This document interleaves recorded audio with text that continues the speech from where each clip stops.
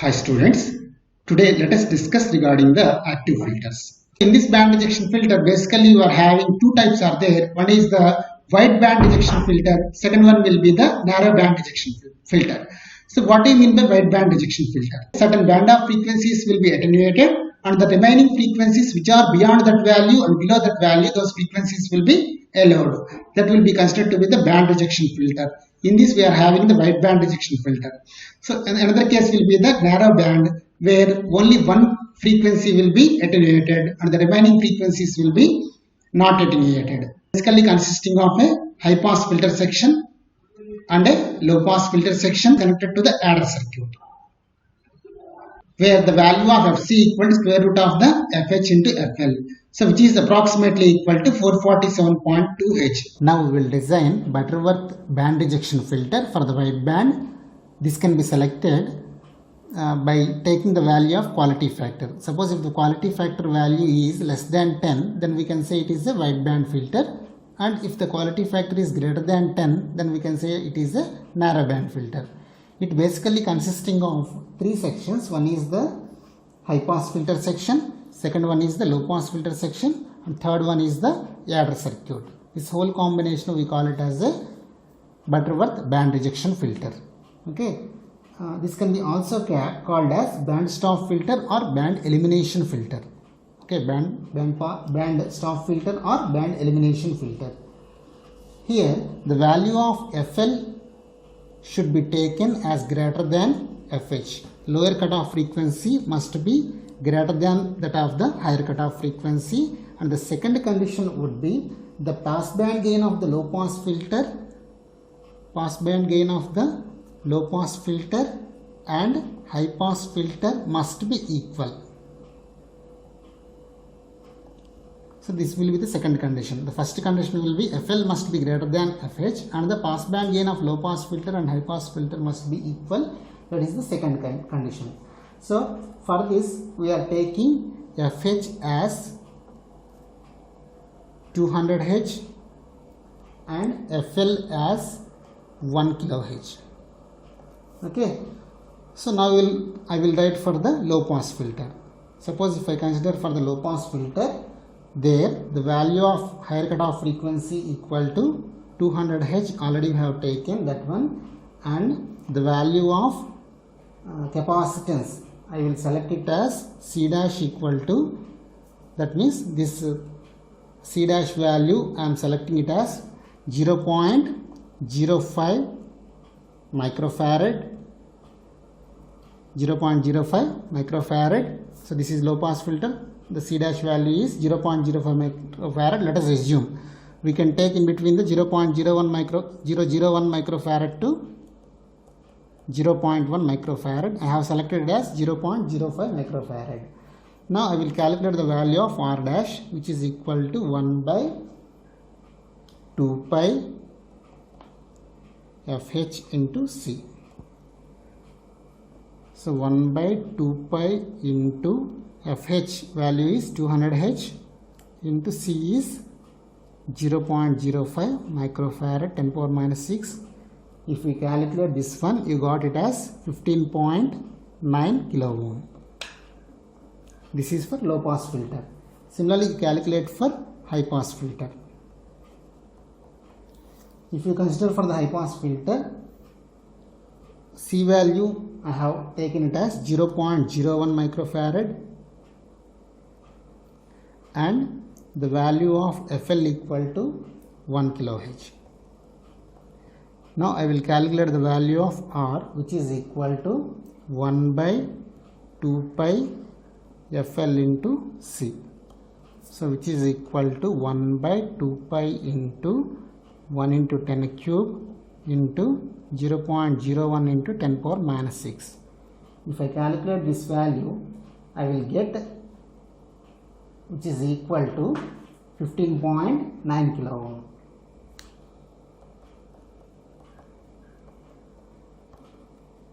So for the low pass filter I got it as 15.9 kilo ohm and the high pass filter also that is 15.9 kilo ohm. Since there is no restriction on passband gain, use gain of 2 for each section. Hence, let R1 equal to RF equal to R1 dash equal to RF dash equal to 10 kilo ohm. Here I am considering the passband gain as 2. Okay, since the passband gain is 2 means that is 1 plus RF divided by R1 equal to 2. That is RF by R1 equal to 1. That implies RF equal to R1.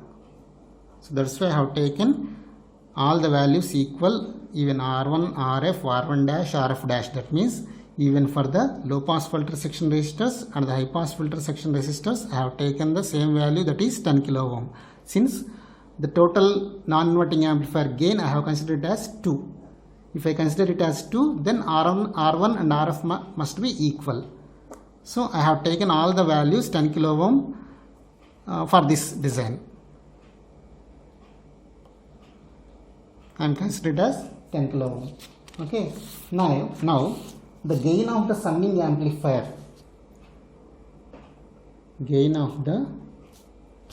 So this will be our summing amplifier. Okay, A3 is the summing amplifier. Now the gain of the summing amplifier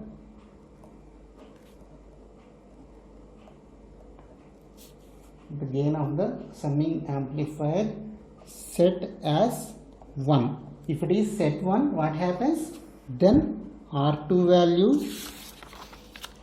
the value of R2, R3 and R4, R2, R3, R4 is equal to 10 kilo ohm, R2 equal to, R3 equal to, R4 equal to 10 kilo ohm.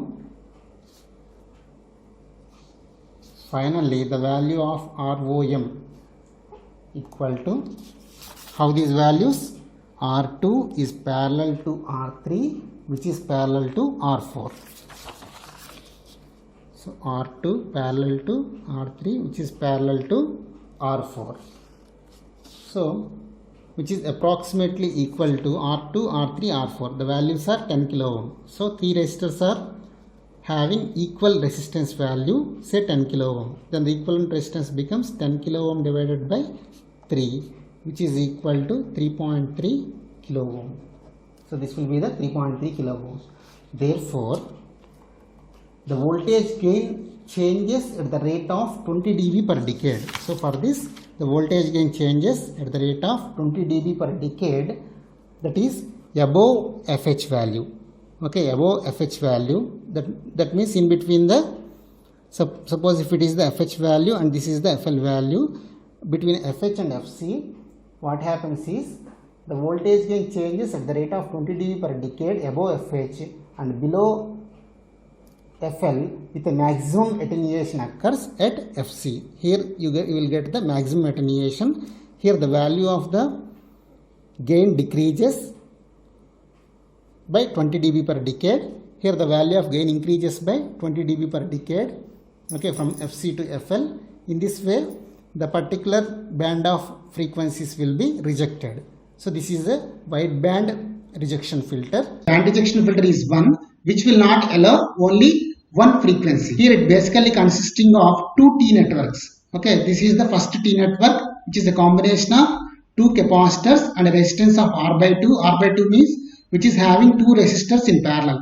Okay, this is one type of T network, and another T network consisting of two R's, R at R, and there is a 2C.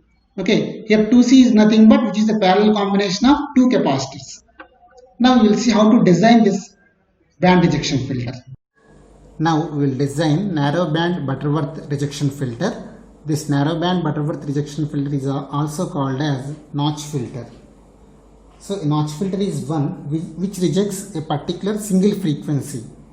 Okay, one frequency. If we want to reject one single frequency, then we can use this Butterworth band rejection filter which is having narrow band. So that is considered to be the notch filter. So this will be mostly uses twin T network. Twin T network, that means it is a combination of R, R and 2C. R, this is one R, second R and 2C. R, C, C and R by 2. This is one T network, R, 2C, R, This is one T network, and the second T network is C, R by 2 and C. So it consisting of two T networks. That's why it is called it as twin T network. That is passive filter composed of two T-shaped networks. One T network consisting of two resistors and a capacitor. Two resistors and a capacitor. Or the second T network consisting of two capacitors and a one resistor. Okay.